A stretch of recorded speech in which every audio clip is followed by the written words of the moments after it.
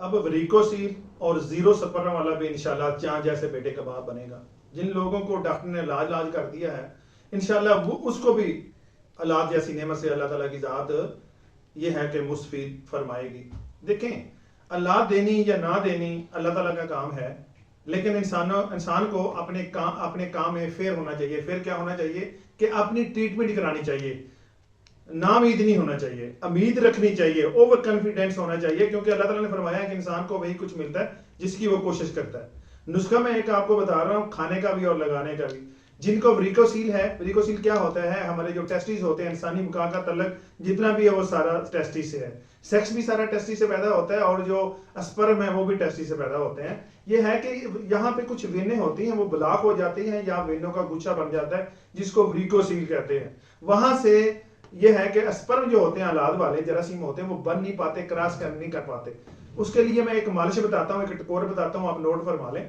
پھول گیسو لینے ہیں آپ نے، پھول گیسو ایک پاؤ لے لیں، کافی سارے ہلکے ہوتے ہیں مل جائیں گے. رات کو سوتے وقت آپ نے ایک دیگچے میں ایک مٹھی بھر کے صحیح پھول گیسو ڈالنے ہیں اور اس میں پانی ڈالنا ہے، اس کو ابالنا ہے. جب صحیح جوش آ جائے، اس کا اثر نکل جائے تو آپ نے فلیم کو بند کر دینا، آگ کو بند کر دینا، اس کو ٹھنڈا ہونے دینا. جب قابل برداشت ہو جائے لوٹے میں پانی وہ ڈال کے پھول گیسو والا اپنے ٹیسٹیز کی ٹکور کرنی ہے، یا کسی ایسے برتن میں ڈال کے وہاں پہ آپ نے ٹیسٹیز ڈپ کر دینے ہیں 10 سے 15 منٹ کے لیے.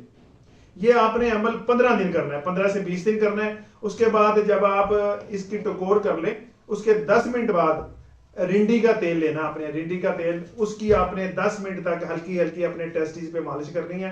انشاءاللہ تھوڑے دنوں کے بعد آپ کا وریکوسیل ختم ہو جائے گا، آپ کے ٹیسٹیز کا فنکشن ٹھیک ہو جائے گا. وریکوسیل والوں کے لیے ایک جوہر خصیہ بنتا ہے.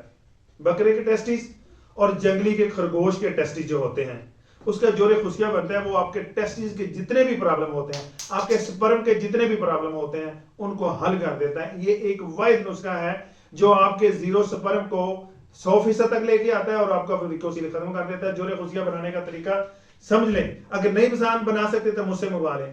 آپ نے 6 عدد بکرے کے دیسی بکرے کے ٹیسٹیز لینے ہیں اور 6 عدد آپ نے جنگلی خرگوش کے ٹیسٹیز لینا ہے. ان کو تھوڑا سا پانی ڈال کے جس میں وہ ڈپ ہو جائیں اس کو پکنے دینا ہے. جو پک جائیں گے وہ گل جائیں گے. اوپر ایسے اپنے جلی جو ہوگی نا، جلی آپ نے اس کی اتار لینی ہے، جلی آپ نے اس کی باہر آ جائے گی. اس کے بعد آپ نے اس کو صحیح مسلنا ہے. جب وہ صحیح بن جائے، ایک مکسچر بن جائے، وہ اس میں آپ نے کیا چیز ڈالنی ہے؟ کشتہ فلاد، کشتہ شنگرف، کشتہ مرگانگ، کشتہ ساداتا، کشتہ کلئی، کشتہ صدف. یہ چیزیں ڈال کے آپ نے اور 1 ماسا کستوری ڈال کے آپ نے اس کو تھوڑا سا پکانا ہے. پانی ڈال کے، تھوڑا سا پانی ڈال کے اس کو پکانا ہے. جب یہ اس میں مکس ہو جائیں، پک جائیں، تو آپ نے اس کو مسلسل چلاتے رہنا. اس میں چمچ نیچے نہیں لگنا چاہے، ہلکی فلیم پہ مسلسل چلاتے جائیں چلاتے جائیں چلاتے جائیں چمچ. پھر یہ دانہ دار ایک پاؤڈر بن جائے گا، دانہ دار ایک فارم میں آ جائے گا. یہ پھر آپ نے نیچے اتار لینا ہے. کسی جار میں، کسی برتن میں آپ اس کو سیو کر لیں.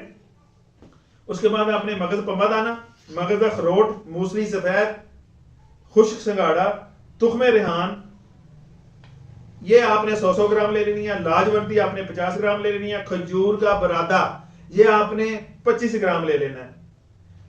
اور کلونجی آپ نے لے لینی ہے 10 گرام.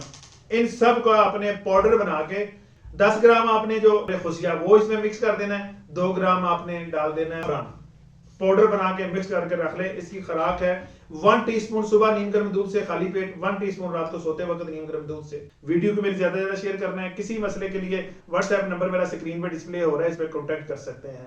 اسی کے ساتھ جا چاہتا ہوں، ملتا ہوں نیکسٹ ویڈیو میں. تب تک کے لیے اللہ حافظ.